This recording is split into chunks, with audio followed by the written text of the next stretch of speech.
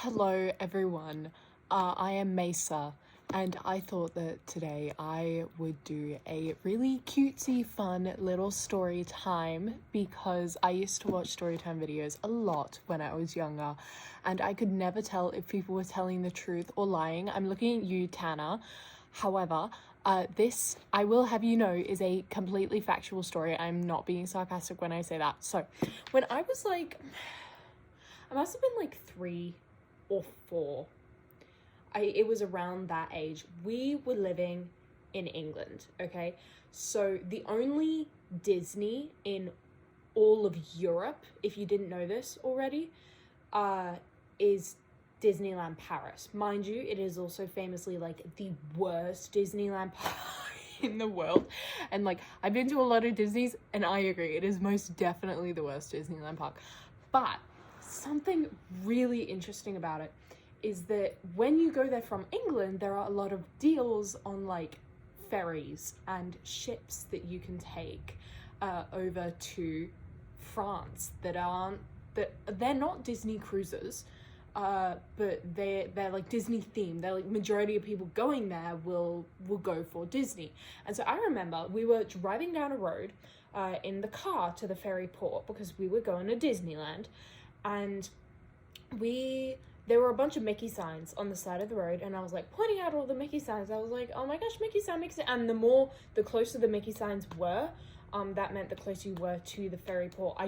You could not ask me the name of this place. Like if you've been there, if you know, you know, if you don't know, you don't know. But long story short, follow the Mickey signs and you get to the ferry port, right? We boarded the boat. I do not recall if this is overnight or not, but I do remember taking a little nap and waking up from that nap. And my parents were like, okay, it's time to go get food. And I was like, okay, I'm not really in the mood for food right now. And they said, okay, well, you either have to come and get food with us. Like, it must have been like breakfast or something. You either have to come and get food with us or not. And then I started throwing a tantrum, right? Because I'm a toddler at this point. And I was like, okay, in my mind, I'm throwing this tantrum, right? Because I don't want to have to go get food, but I also don't want to be stuck inside the hotel room. So, well, cat interlude. Oh, she's playful. She's playful. Hi, Beans. Hi, Beans. Okay. Long story short, my parents decided, okay, well, we're gonna leave you in this hotel room. We're gonna lock you in this hotel room because you are too angry for us to drag you out there because you're just gonna make a scene. And it's like, okay, yeah, understandable for a toddler. But also, is it really wise to leave a toddler in a locked hotel room on a ferry boat? Like, so much could go wrong. And guess what? Things went wrong, right? Everybody on this ship speaks French, okay? We do not speak French. The only language we speak is English. So we were getting around fine. My mum, she's fluent in Italian. She's chill. She's fine. She's whatever, you know, making her way around there. And obviously we knew bits and bobs of French, living in England. And the smart little kid that I am, I finished throwing my little hissy fit in the bunk bed. And then I jumped down the bunk bed. And I'm pretty sure I actually hurt myself going down the bunk bed now that I'm recalling it. Pretty sure I hurt myself, but complete accident. Nobody had any control over that. And I went over to the door because now I'm like, okay, I'm hungry. I'm going to go find this breakfast bar where my parents and my sister are. And they're going to be there.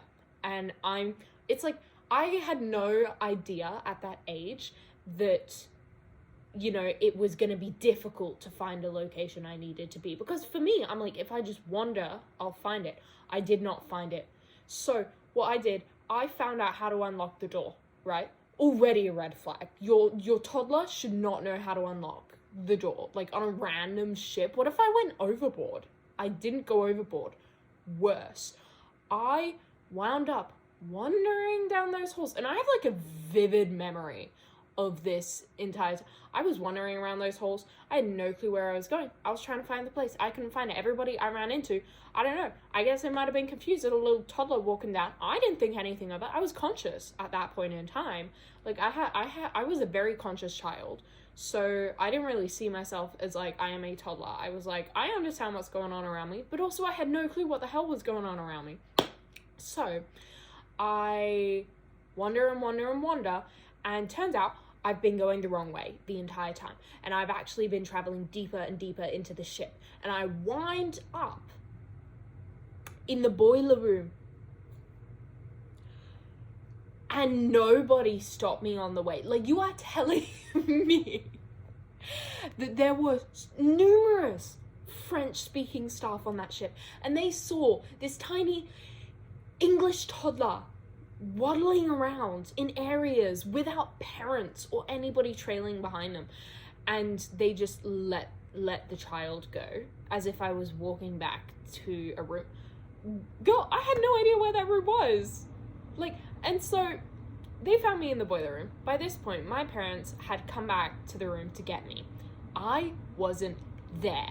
So they're like, oh crap, this child has wandered off somewhere. So they start making announcements on the ship. And they're like, okay, we've lost a child. If you've ever been on a ship or a ferry of some kind that's like overnight or like elongated period of time, you would know that children getting lost and people getting lost and announcements for like, hey, we have this person up here, like come collect them. Like, it's very normal. It happens all the time.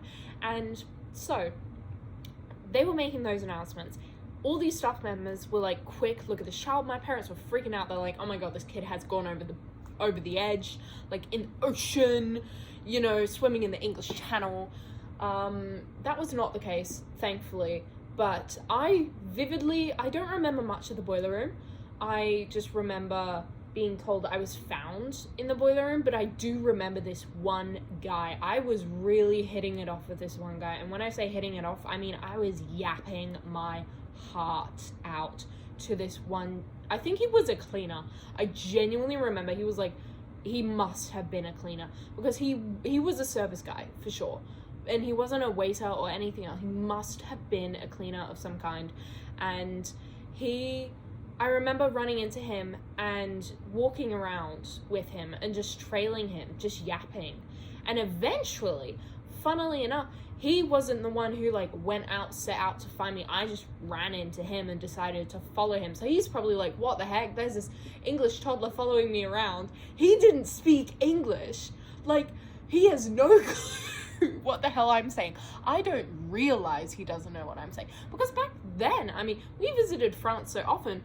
I genuinely used to know a lot more French when I was a little kid, and it's a small world I knew in French before I knew it in English, because that was just how things were. Obviously I've lost all that, but I don't know, in my mind I was like, yeah, I totally understand this guy. He's just not responding.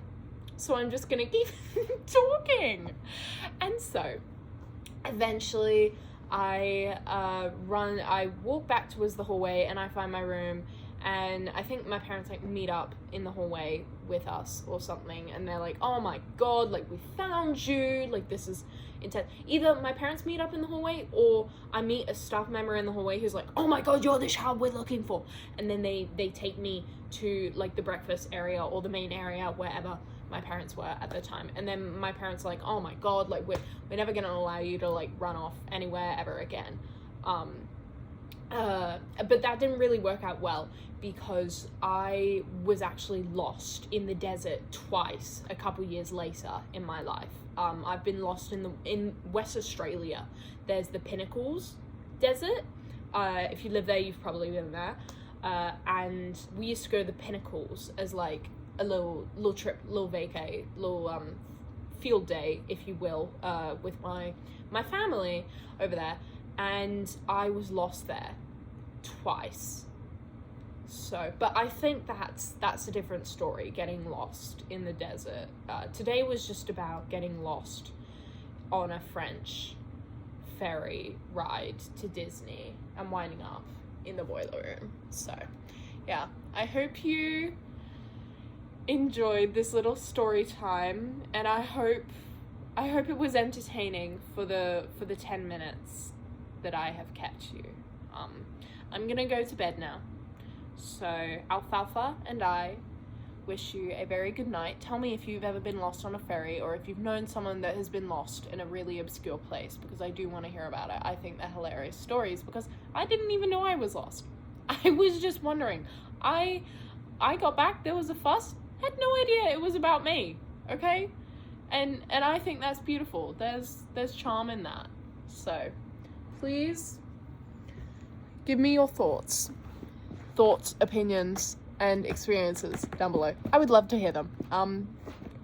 Until next time, drink lots of water, make sure to stay hydrated, eat a nutritious meal, and go touch some grass and stretch, because I know you haven't stretched in a while.